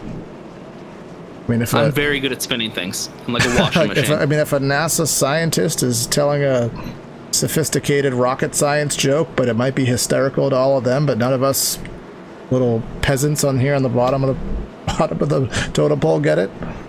That could be a funny Still joke, funny right? to them. Yeah. There you go. I just tried off the top of my head to come up with some kind of Rocket scientist joke, because that would be really impressive. I was gonna say, that would be blown very- away. I think you're in the wrong line of work, Corey, if you can come up with a rocket scientist joke, but you're on here doing That's a good point. Someone Google that rocket scientist joke, see if something comes up. But That's a very good point. All right, so just checking out our chat here. League admin Johnny Thomas, our virtual in-car driver. We did have to end that due to potential technical issues that just came about on the first time we did it. See if we can get that back later. But he did say that they did clear the penalty. I believe it would have been a green flag penalty for Crump, where he would have had to come in under green flag conditions, serve a penalty, and lose tons and tons of time. They did clear it and assess him a end of line penalty. So he did stay on the lead lap, and it was made less significant than it would have been otherwise. Hitting under green flag conditions, you'll lose probably a lap and a half here, so I think he will take the benefit of that.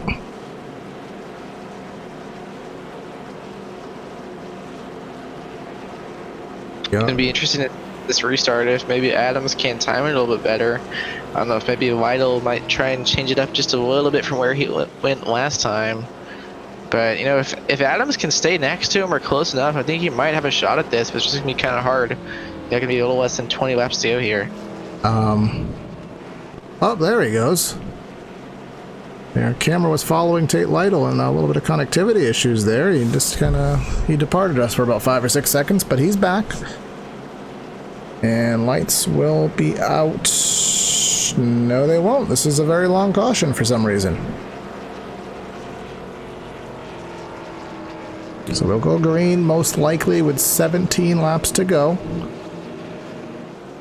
Lytle will be the command vehicle, and you know, leading what you were saying earlier, Evan, a couple seconds ago, actually, about seeing if Adams can get a better jump. The way Darlington works, I mean, in iRacing, you can essentially, as the leader, you can take off whenever you want. Really, as soon as that pace car makes its turn into pit road, you can kind of go at any point between that point and the green flag. And there is a ton of space here between that point and the green flag, so you have, you know, almost like 1,000 feet of space to play with to kind of set up a restart. Yeah, which does make it a lot easier to kind of keep everyone guessing on when you are going to go. You know, the bigger time you have to get it, the easier it is, or harder it is for people to kind of guess when you're going to go. So that's going to really come in handy for them here. It's going to be hard for them to guess that. Which should be coming to 1 to go here this time by. we'll see if the lights go out, and they do, so we go in green next time by. 17 laps to go here. All right, so less than, if this goes green, it will be less than 10 laps of racing. Or rather, less than 10 minutes of racing. Of course, 18 is more than 10, so that it will be less than 10 minutes of green flag racing if we go green. So, you know, there's not going to be much time to waste around. You're going to have to make the moves and get the spots. And remember, we do have the opportunity for 2 green-white checkers if necessary. So don't forget about those in the back pocket. But we are coming down the backstretch here at Darlington. We've, I think this is about our 3rd or 4th caution of the evening. And we will have yet another restart, and it'll be good, because let's just see if this is going to be the final one. Will it be Lytle? Will it be Adams? Will somebody else sneak in here? Will there be more yellows? I guess we'll have to find out together. Pace Truck will take the hard left. And when will Lytle get on the loud pedal? Will he wait? Will he set him off a little bit early? It looks like he's going to go early right off corner number 4. Green flag back in the air. Here we go. Adams didn't get going too badly there, but the 4 of Isabella got going just a little bit better. Going to be side by side for second down into turn number 1. And now Adams is going to clear on that outside lane. Oh, no, we're wrecking. Oh, there we go. Oh, that's a big one. Joe Francis hard in the fence. Oh, my God. Robert Hill Jr. Oh, there. That's the big one. Yeah, so the caution, it looks like this race will be ending with yellow flag fever to it appears. Let's take a gander back on replay. What happened there? Joe Francis, and running upwards of even 2nd position earlier in the race, found himself probably in the worst perspective of that. 57 sideways. I think they may have been in contact with the 12-0 Leininger. And then Nick Massey kind of gave a right-hand hook there. Well, nothing he did wrong there, but kind of gave a right-hand hook to the 50 of Joe Francis there. And like you said, kind of the big one there. About probably 5 or 6 drivers had some say in that. But it will put us under caution yet again here, and the laps will tick down even more so.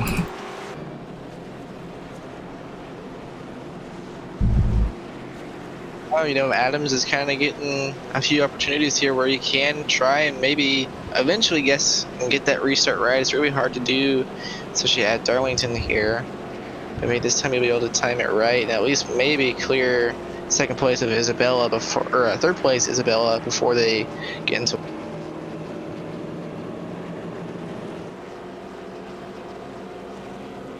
I just don't know if I have any hope for anybody getting past Lytle at this point. I think nobody's going to restart past him, and once he is in the lead, that clean air, he's just going to keep soaring to victory. It's probably going to be the case. The only thing I can think of that will change that is going to be maybe a green-white checker, someone pits, someone stays out. That's really the only thing that I see changing that result, but definitely just the restart sequence by itself, I think, is enough to cement it. Again, where you have, well, if he keeps doing that, where his connection keeps dropping out, that might cost him the race. But, yeah, you know, as long as he has that restart in his command where he can go whenever he wants to, he could choose to go, you know, he's been going kind of right off of corner number 4 there, kind of middle of the corner where that Wayland light is on the right side of the track. That's kind of where he has been going from what I can tell. But he can back it up all the way to the center of 3, or he can, you know, wait to the front straightaway. So I think he should probably change it up a little bit, just to not give Adams that chance to study and, you know, take advantage of maybe being able to stay side by side with him down the front straightaway. That was my thought as well, is that he's had enough time to study his restarts that the pattern, he might actually be picking up on it. Yeah, 'cause it's been pretty much the exact same thing every single start and restart so far tonight. Hopefully he'll change it up a little bit here. Hopefully for him he will, because like you guys were saying, Adams might be able to kind of catch on to it. I'd say hopefully he doesn't change it up. I think that'd be interesting. Yeah, good point. It'll be more interesting for us if he doesn't. I'll say that is a perspective of broadcasting that is different than being, you know, even a driver. Is that, or a car owner, is that we want stuff to make it exciting, but that same things that makes it exciting makes it very nerve-wracking, frustrating, or infuriating as a driver. Yeah, absolutely. See, as the sponsor of the 69 Nice car, if Chris Wright was in the lead, I would be saying something completely different because, once again, I am very biased. At least he's honest. At least you're honest. That's all that matters with it. So I can't tell you I'm a how many. rocket scientist, and I'm honest. That's. I can't tell you how many times there was a league that Evan and I ran in last year, and I can't tell you how many times I had the race won with like 5 laps to go, coming down, pretty much coming off corner before taking the white flag, green white checker. And of those races, I'd want to say there were at least 5 of them that happened like that. I think I only won 1 of them. But the broadcasters, they loved it. It was, oh, Corey's going to want, he's running away with the race. Oh, wait, here we go. It's going to get crazy. And then. Screaming in the microphone, yep. Oh, Yep, I was. Happy. Yeah. Well, anyways, let's not bring up those memories. But, You know, you're the one that keeps bringing it up, though. So. well, I gotta be real. And I gotta relate. Relate to where the drivers stand. And I'm sure more people that have driven in iRacing can relate to what you're saying than not. I mean, I guess the people that have actually been up front leading and winning races, I mean, and a couple other of our friends that commentate on this channel with us, can't really say the same hashtag Brand. Yeah, that's what Brandon gets for missing the stream, is we get to roast him. I would say just pain and misery in general. Pain and misery of losing a race is not something that gets solved with some ibuprofen. So you can't, medicine will not help the pain of losing a race in heartbreaking fashion. Put that on a t-shirt. That is a t-shirt right there. Who just hit the wall off of, was that Chuck Sweeting? It's the wall under caution. I think that was Sweeting. Strategy. Yeah, Trying to make the car a little bit narrower. It just gives it a little bit more. It gives it a little bit more go fast through the air if there's a little inch missing from it, right? Yeah, exactly. That's the aerodynamic rocket scientist term. It gives it a little bit more go fast, but we'll see here. Let's go. 11 laps to go. Tate Lytle in command. Is he going to go at his normal point? Is he going to change it up? Will Adams get a better restart? I'm going to say Lytle got what he wanted there. Green flag back in the air. It was 11 laps to go. Lytle going to be clear down into turn number 1. Top 3 all single file for right now. And contact again. They're going to save it. For now. Oh, there they go. As Isabella goes around. And there they go. We're back. That's the only a matter of time. Big one, part 2. Yep. There's always a part 2, isn't there? The end of a race, there's usually always a part 2. Richard Lafferty, his engine has expired. So That's a really big wreck there out of 2.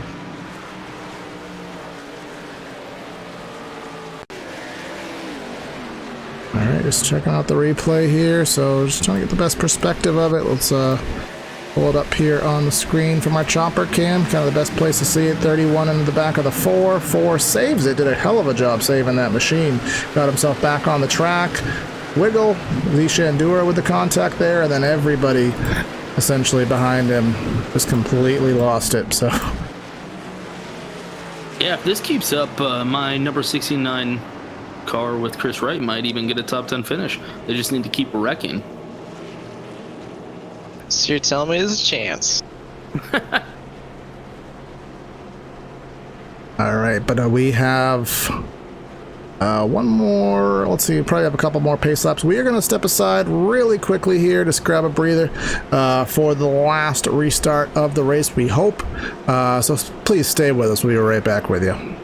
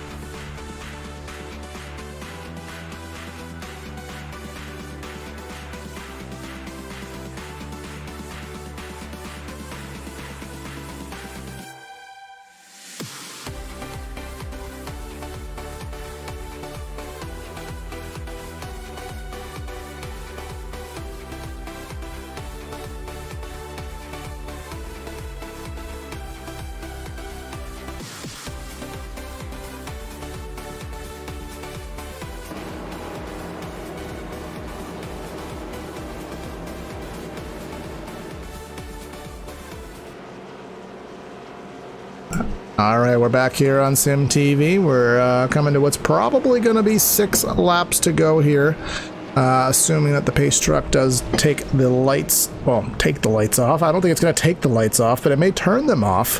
We'll be optimistic that he does do so. So let's take a gander. Survey says... Nope, they stay on again. What is up with the cautions here taking so long tonight? That'll be just 1 lap less for Adams and all these other guys to try and get by Lytle here on this restart, which it's going to be really rough for them to try and do anyway. Hopefully this can kind of go green here from the end so they will get a shot at that. But, you know, seeing a few guys up here in the top 5, you know, Chuck Sweeting up there in 5th now. You know, Nick Massey, we were talking about him earlier, kind of dropping back. He's up to 5th or 6th now. So a few different guys up here in the top 6 or 7. Yeah, late race restarts are always fun to watch, but not when they're stacked up like 3 in a row. We always get a little antsy, like let's finish this thing out. Let's see how it plays out. Yeah, I think at this point too, I mean, I think a lot of these guys just want this thing to be over with. At this point we had, you know, such a long run in the middle of it. Or sometimes, I know I've said this a couple times before in my driving times, where I don't even care if I win or lose. When you have these races caution after caution, you just want to get it over with. You hope that you're not the next one, or you're not last. You almost just want to get the thing over with. So, hey, a lot of these guys kind of know where they're probably going to run. I think we all know Lytle pretty much has it wrapped up. I think Adams knows he's probably second as long as he gets a decent enough restart. 3rd and 4th may have a little bit of a shuffle, but that's the lights out on the pace truck, so it will be 5 laps to go. And remember, we do have the chance for a green-white checker, but it is 5 laps to go once we get this next restart underway.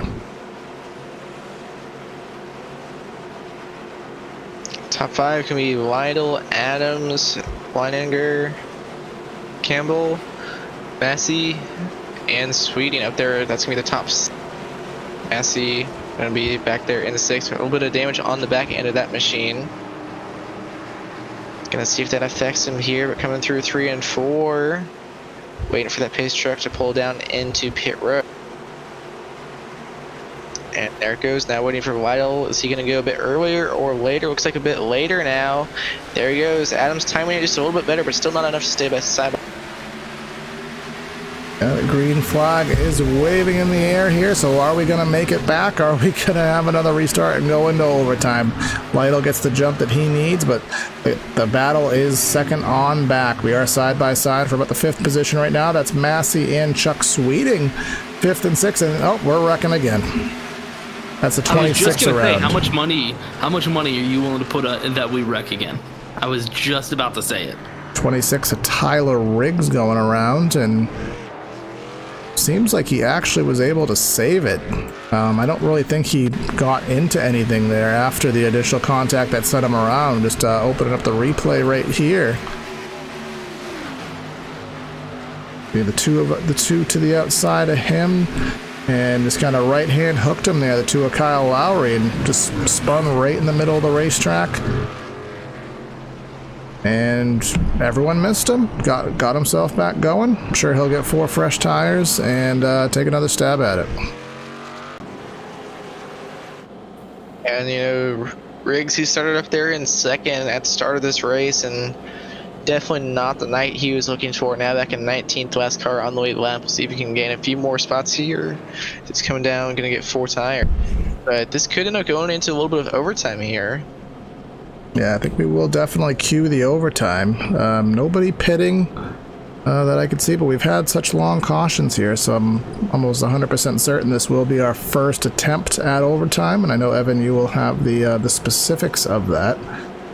You have a little bit more race control live access that the drivers see than I do, so you'll be able to confirm that. But if it is indeed overtime, then again, we have 2 opportunities at it. If we go green and complete a lap, which we haven't done, I think, in the last 4 restarts. But if we do complete a lap and take the white, then the next flag will be the checker. If we do have a caution within the first lap of the restart, we will try it one more time.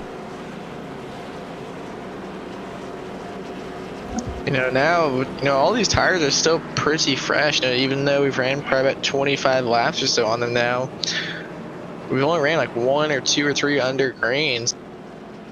Everyone's still on equal and pretty fresh tires out here. Yeah, I mean, 25 laps, I mean, you're still going to get somewhere. I mean, just because, well, the tires are rolling. But, at load, I think we've had, like you said, Evan, maybe 7-8 laps at load. So, but the thing is, if you pit, I mean, either way, we're going to have 2 laps to go. At least 1, maybe 2 laps to go. Or even 3 if we do it twice. But you're not going to gain all those spots back. Not enough space here to pass at Darlington. So, kind of, your bed's kind of made. You're stuck with what you got. Yeah, and this will be Green White Checker attempt 1 of 2.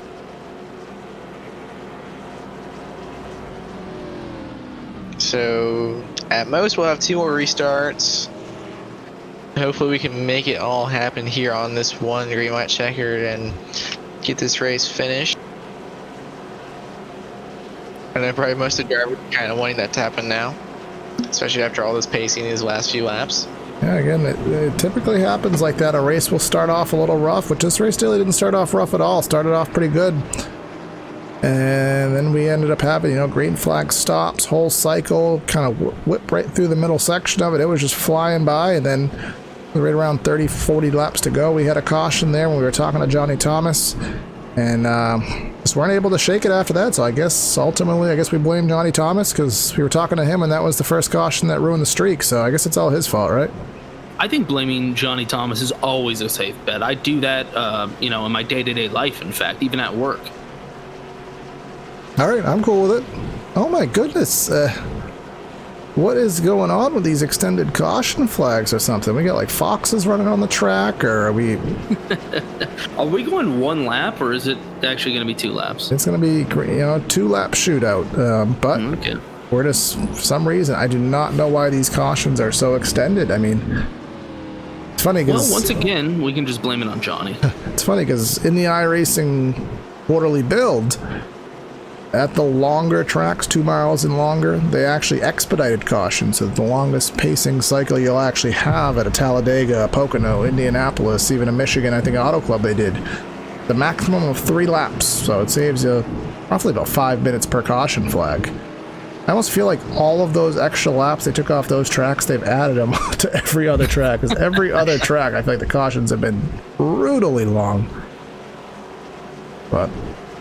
Yeah, this seems weirdly long, and, correct me if I'm crazy here, but especially for virtual racing, can't you just control how many caution laps there should be? Yeah, so there is a certain dictated number of laps that, we have to have 1 time by for the lead lap drivers to pit. Right. Then we have to have 1 lap for the lap down drivers to pit.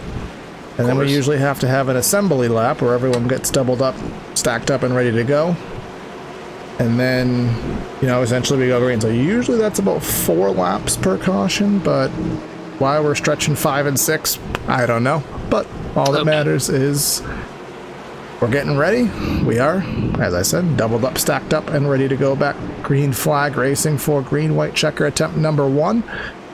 We have eclipsed the 133 laps that were on the board here. And at minimum, we're going to be doing 136. Tate Lytle has had command of the race for the most part of it. Lost a little bit of command through the mid-central of it. And then Scott Crump had the lead, had a penalty, gave the lead back to the 56. He's nailed every restart since and has been able to hang on to the lead. He may have 1 restart. He may have 2 left. Hopefully it's just 1. Let's find out. Pace truck is in. When will Lytle get himself going? Usually it's right around this point, and that is exactly where he goes once more. Green flag back in the air. Adams going to clear for 2nd. The 31 of Campbell is going to clear for 3rd. Down in turn 1, Adams is pretty close here. Down into corner number 1 and 2, and 31 goes around. And there we go. Wait, we're still green. We're not green, are we? Lytle got the wall there. Keep it green. We're still green, and they are absolutely dead. Oh, there it is. And Adams got the lead there on that restart. We were watching the wreck there. Be interesting to see how it does score it. I mean, I think there's a very solid chance on the next restart there is another wreck. And if there is a wreck on the next restart, then the race will be over. So at least we do have that going for us. But I do want to check out what happened. Now, first, I want to see what happened with the lead, first of all. As you said, hard in the fence off a 2. And that just gave the lead away. But so that's what happened for the lead. Do have to find out what happened with the big one on the back straightaway.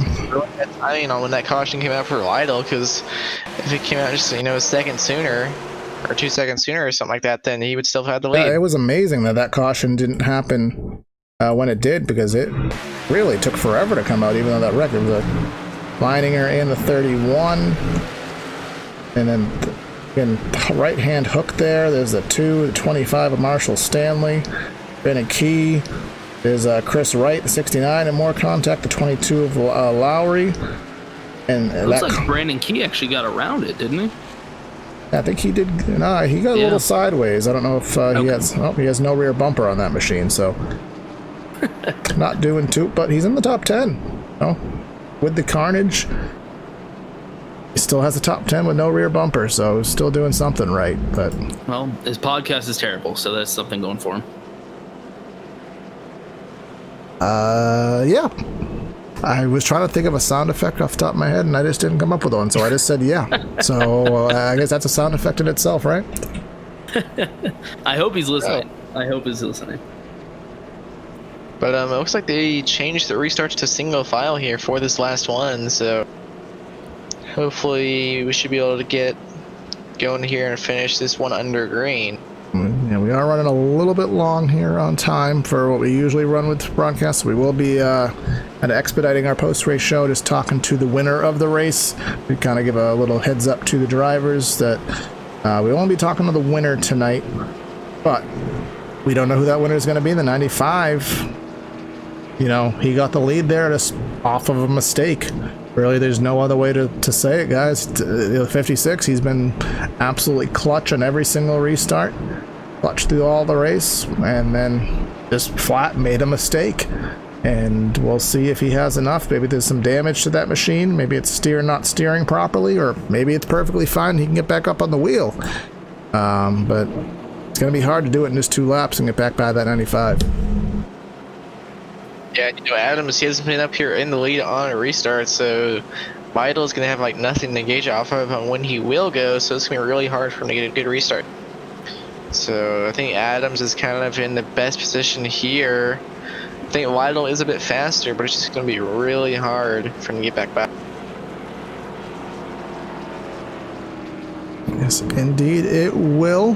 As we are scheduled for 133 laps, we will be pushing about 140. And again, single file restarts. Restart singular. We only have one left, so that should, predicate having a little bit cleaner of a restart. What the predicate? Where'd that word come from? Oh, I think I had that rocket scientist in that. Where did I come up with that word? But it will predicate having a little bit cleaner of a restart with everyone not doubled up, so there will be a little bit more space in between everybody, so should get us around for, at least to get us to the white, because remember, if we do have a caution in the first lap of this green-white checker, then that caution will end the race. If we do get to the white flag, it doesn't matter what happens on the white flag, we will be racing back to the checker. So we do want to get that one completed lap in. I don't think. Yeah, it's almost like having training wheels. Yeah, having to restart single file. Good job, guys.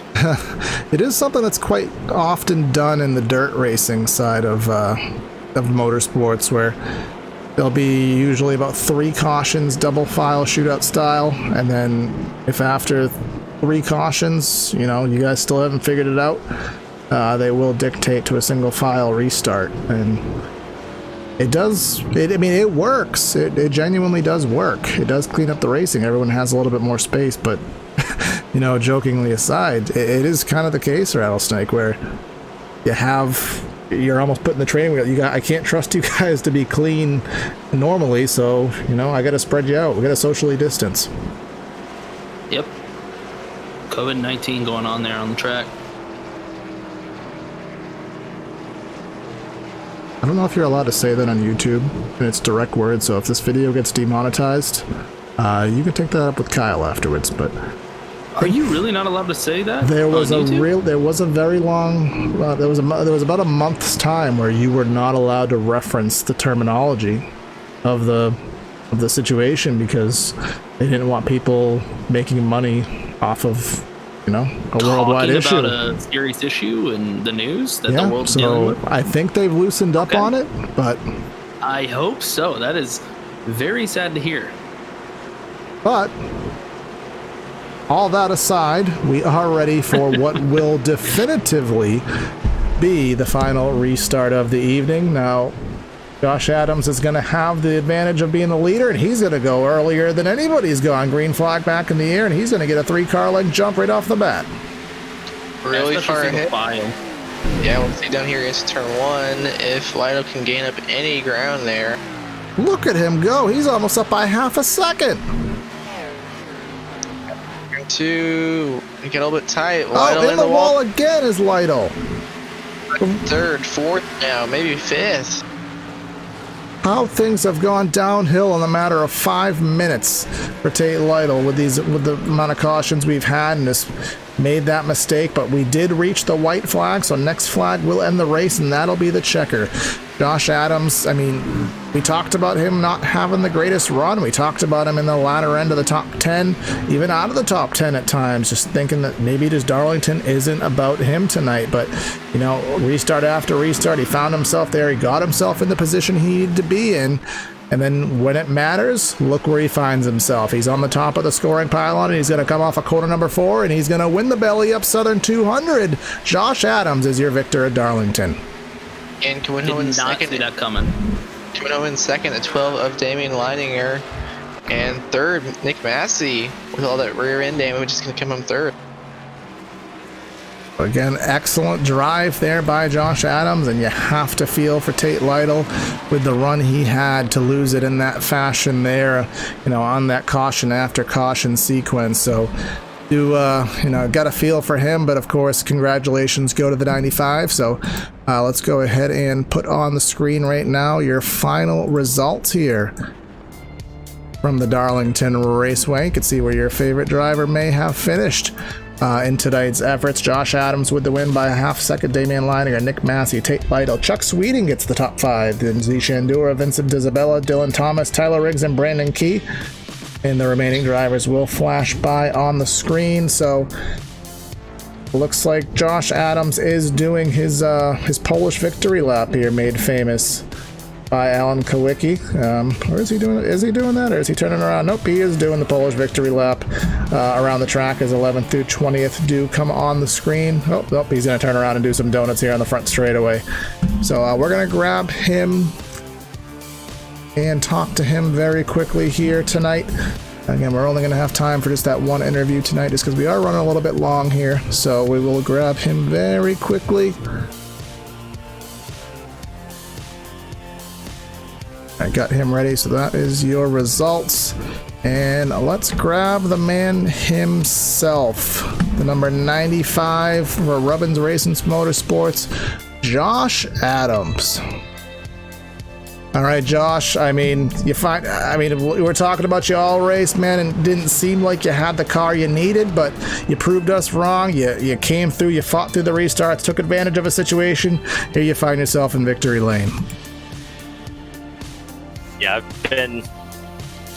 I've been waiting for that, something good to happen to me. I've been up there late in a few of the last races, and Tate messed up there off of 2, and I mean, sucks for him, but I'm glad he did. I haven't had anything good happen to me for a while. Yeah, I mean, we've just seen you all season. You've been up there every single race, just waiting, you know, for that win to happen, and just kind of going back here.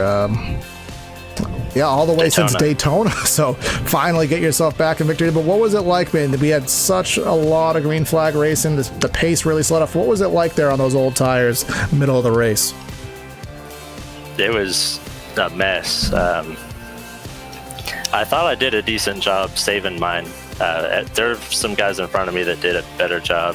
I I thought I was better towards the end of the race when we got that like second kind of longer run, and then it just turned into mayhem. And I knew like my shot was probably over without Tate making a mistake. So.